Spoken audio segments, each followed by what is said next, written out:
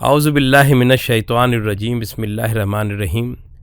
مسلمانوں کی بہت بڑی اکثریت الحمدللہ نماز پڑھتی ہے، صلاۃ قائم کرتی ہے، لیکن ساتھ ہی ایک المیہ یہ بھی ہے کہ لوگ نماز تو پڑھتے ہیں لیکن ایک بڑی اکثریت ایسی ہے جسے نماز سمجھ نہیں آتی۔ اس لیے سمجھ نہیں آتی کہ ہم نماز میں عربی زبان استعمال کرتے ہیں اور ہماری اپنی زبان اردو ہے، لیکن اب ایسا نہیں ہے۔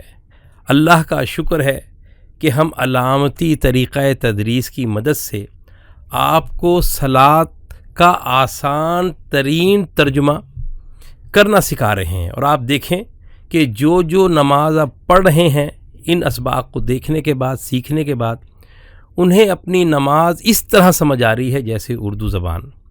نماز کا ترجمہ سکھانے کے لیے ہم نے ایک کتاب آسان صلاۃ، اس میں جو ہے وہ ہم نے نماز کا آسان ترین ترجمہ، مشترک مفہومی ترجمہ بذریعہ علامتی طریقہ تدریس کرنا سکھایا ہے۔ آج جو ہے وہ ہم صلاۃ کے آخر میں جو ہم صلاۃ و سلام پڑھتے ہیں، درود پڑھتے ہیں اور پھر دعا کرتے ہیں اور پھر سلام پھیرتے ہیں، آج ہم اس کا ترجمہ کرنا سیکھیں گے۔ دیکھیں، پہلا لفظ ہے اللہم، ہم اس کو سیکھ چکے ہیں، یہ دعا میں استعمال ہوتا ہے اور اس کا ترجمہ ہوگا اے اللہ۔ پھر آپ دیکھیں صلی، ہم صلوات کہتے ہیں، ہم صلاۃ کہتے ہیں، ہم مصلی کہتے ہیں، اردو میں موجود ہے نا، اور اس کے آخر میں ساکن ہے۔ میں نے آپ کو بتایا کہ جب لفظ کے آخر میں ساکن آتا ہے اکثر، اور خاص طور پہ اردو میں بھی، تو اس میں حکم کا فہم ہوتا ہے۔ جیسے ہم کہتے ہیں چل، پڑھ، لکھ، دیکھ، آپ دیکھیں ان سب میں جو ہے وہ ہلکا سا ایک جھٹکا ہے جو حکم کا اظہار ہے۔ اسی طرح اگر سل جو ہے اس کے آخر میں ساکن ہے تو اس میں ایک ریکویسٹ ہے، اللہ سے دعا ہے، ہم کر رہے ہیں، تو کیا ترجمہ ہوگا؟ اے اللہ تو صلوات بھیج، کس پہ؟ علی محمد صلی اللہ علیہ وسلم۔ علی پر اردو میں ہے، جی بالکل ہے۔ کیسے؟ ہم کہتے ہیں علیحدہ، ہم کہتے ہیں علی الاعلان، اردو میں آ گیا۔ پھر محمد صلی اللہ علیہ وسلم اردو میں موجود ہے، ہمارے ماں باپ ان پہ قربان۔ پھر وا، اور ہم کہتے ہیں زمین و آسمان، شعر و شاعری، یہ اردو میں موجود ہے۔ پھر علی دوبارہ آ گیا، اور اس کا ترجمہ بھی کیا ہے؟ پر۔ پھر آل، ابھی آل اردو میں ہے، ہم یہ کہتے ہیں کہ آل عمران قرآن کی ایک صورت ہے۔ پھر ہم اردو میں کہتے ہیں آل اولاد، یعنی ان کے گھر والے، پھر دیکھیں ان کی اولاد۔ پھر آگے محمد، تو کیا ترجمہ ہوگا؟ اے اللہ محمد پر اور آل محمد پر صلوات بھیج۔ کیسے؟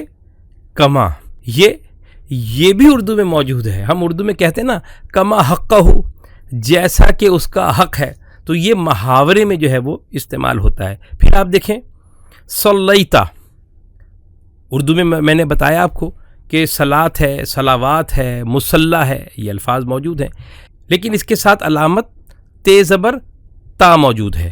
اب ہم علامات کو سمجھتے ہیں۔ جب علامات لفظ کے آخر میں آتی ہیں تو یہ زمانہ ماضی ہے۔ اور کتنی علامات آتی ہیں میں نے آپ کو بتایا، میں دوبارہ تکرار کرتا ہوں کہ اگر زبر ہو تو اس کا ترجمہ ہوگا وہ یا اس نے۔ جیسے اردو کا لفظ لیں، داخل ہونا، دخل، اور لام پہ زبر لگا دے تو دخلا، وہ داخل ہوا۔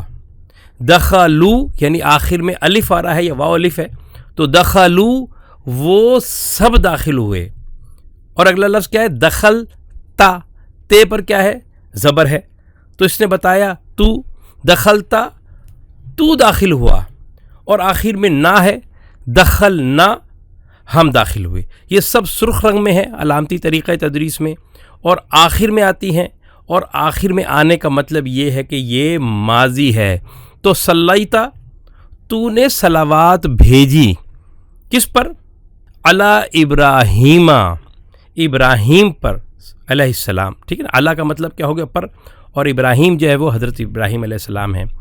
وہ علی، اور پر آل ابراہیم، کہ ابراہیم علیہ السلام پر اور آپ کی آل پر، یعنی حضرت ابراہیم علیہ السلام کی آل پر، ان کی اولاد پر، ان کی نسل پر. انکا بے شک تو، انا یہ اردو میں موجود نہیں ہے، اس میں فہم ہوتا ہے یقیناً، بے شک، اور کا اب یہ علامت آ گئی. اور دیکھیں ہم علامتیں بھی ساتھ ساتھ بتاتے جا رہے ہیں. یہ سبز رنگ کی 4 علامات ہوتی ہیں جو لفظ کے آخر میں جڑ کر بتاتی ہیں کہ کس کا کس سے تعلق ہے. پہلی علامت کیا ہے؟ نون الف نا ہے. جیسے رب ہے تو نا لگا دیں تو رب و نا، ہمارا رب. کاف لگا دیں، ربو کا، تیرا رب. ہا لگا دیں، ہو لگا دیں تو رب و ہو، اس کا رب. اور یا لگا دیں تو ربی، میرا رب. تو انا کے ساتھ کیا لگا ہوا ہے؟ کاف. تو بے شک تیرا، یا یہاں ترجمے کے لحاظ سے کیا ہوگا؟ بے شک تو. کون تو؟ اللہ. کون ہے؟ حمید ہے، حامد، محمود، احمد. تو اس کے درمیان میں یا آ گیا تو یہ بن گیا حمید. اور مجید ہے. مجید ہم کہتے ہیں، قرآن مجید کا لفظ ہم اردو میں استعمال کہتے ہیں. مجید خود ایک نام ہے جو اللہ کا نام ہے، اور ہم کہتے ہیں عبد المجید، یعنی مجید کا عبد. بہت زیادہ صفات میں انتہا سے بڑھ کر جو صفات اعلیٰ میں اس کو جو ہے مجید کہتے ہیں. پھر آپ دیکھیں اب یہ دوبارہ دعا شروع ہوئی، اور ایک الگ طریقے سے. کیسے؟ اللہم پڑھ چکے ہیں ہم کہ اے اللہ بارک. اب بارک جو ہے وہ برکت موجود ہے اردو کے اندر، ہم مبارک کہتے ہیں، ہم مبارکباد دیتے ہیں ایک دوسرے کو. اور کا کے آخر میں ساکن ہے. پھر سمجھ لیں کہ جب ساکن ہوگا تو بارک جھٹکا ہے. اٹھ، چل، پڑھ، لکھ، اس سب میں حکم کا تصور ہے. تو اس میں حکم کہہ لیں، یا اللہ سے ہم دعا کرتے ہیں، اللہ سے ہم ریکویسٹ کرتے ہیں، طلب کرتے ہیں. تو کیا ہوگا؟ کاف پہ ساکن ہے کہ اے اللہ تو برکت دے. کسے برکت دے؟ علی محمد، علی پر. لیکن میں نے آپ کو بتایا کہ جو حروف ہوتے ہیں وہ سیاق و سباق کے لحاظ سے ان کے معنی تھوڑے بہت تبدیل ہوتے ہیں. تو یہاں علی کا مطلب ہوگا کو. محمد صلی اللہ علیہ وسلم، علی محمد، محمد صلی اللہ علیہ وسلم کو. وا، اور اردو میں موجود ہے زمین و آسمان، شیر و شری. علی آل، کس کو؟ آل کو، آل پر. تو محمد صلی اللہ علیہ وسلم کی آل کو. اے اللہ تو برکت دے محمد صلی اللہ علیہ وسلم کو اور آل محمد کو. پھر کما، میں نے آپ کو بتایا کہ کما حق ہو اردو میں موجود ہے. جیسے بارک تا، یہ پھر وہی آ گیا کہ تا پہ کیا ہے؟ زبر ہے. لفظ کیا ہے اردو کا؟ برکت ہے. تو برکت دے. کیسے؟ علی ابراہیم، جیسے ابراہیم علیہ السلام کو برکت دی. اور علی آل ابراہیم، اور آل ابراہیم کو برکت دی. انکا، انا بے شک، کا تو یہ ہم سمجھ چکے ہیں. انکا بے شک تو حمید ہے، مجید ہے. تو آپ نے دیکھا کہ ہم یہ درود ابراہیمی پڑھتے ہیں، دن رات پڑھتے ہیں. اللہ تعالیٰ کا قرآن میں حکم ہے کہ مومنوں جو ہے وہ تم رسول اللہ صلی اللہ علیہ وسلم پہ صلاۃ و سلام بھیجو جیسے فرشتے بھیجتے ہیں. تو اب ہم جو نماز کے آخر میں ہم دعائیں پڑھتے ہیں اس میں سے ایک دعا جو ہے ہم اس کو جو ہے وہ اس کا ترجمہ جو ہے کرنا سیکھیں گے. تو سب سے پہلا لفظ ہے ربنا. رب اردو میں موجود ہے، رب ربوبیت، مربی ہم کہتے ہیں. نا علامت ہے. علامتیں آپ جانتے ہیں کہ سبز رنگ کی اگر علامت آخر میں آتی ہے تو یہ تعلق کو ظاہر کرتی ہے. ربنا ہمارا رب یا ہمارے رب. ربو کا تیرا رب. ربو ہو اس کا رب. اور ربی میرا رب. تو ان 4 علامات میں سے پہلی علامت موجود ہے. تو کیا ترجمہ ہوگا؟ اے ہمارے رب. آتنا. ٹھیک. اب آتنا جو ہے وہ اس میں علامت کون سی ہے؟ نا ہے. لیکن آپ دیکھیں کہ تے کے نیچے زیر ہے. یہ تھوڑا سا مشکل ہے، اگلے اسباق میں آپ اس کو سمجھیں گے. بس اتنا سمجھ لیں کہ اس میں بھی اللہ سے دعا کی جا رہی ہے کہ اے اللہ، اے ہمارے رب، آتنا تو ہمیں دے. کیا دے؟ فی الدنیا. فی اردو میں موجود ہے، ہم کہتے ہیں فی الحال، فی الحقیقت. دیکھا آپ نے اردو میں موجود ہے. دنیا اردو میں موجود ہے، کوئی ترجمہ کرنے کی ضرورت نہیں ہے. تو فی الدنیا، دنیا میں کیا چیز دے؟ حسنا، تمام حسنات دے، تمام حسین چیزیں دے، تمام احسن چیزیں دیں. یہ اردو میں فہم موجود ہے حسنا. اور کیا ہے؟ وا، اور زمین و آسمان، شعر و شاعری موجود ہے. و فی الآخرت، فی اردو میں موجود ہے، اس کا فہم ہے میں، فی الحال، فی الحقیقت.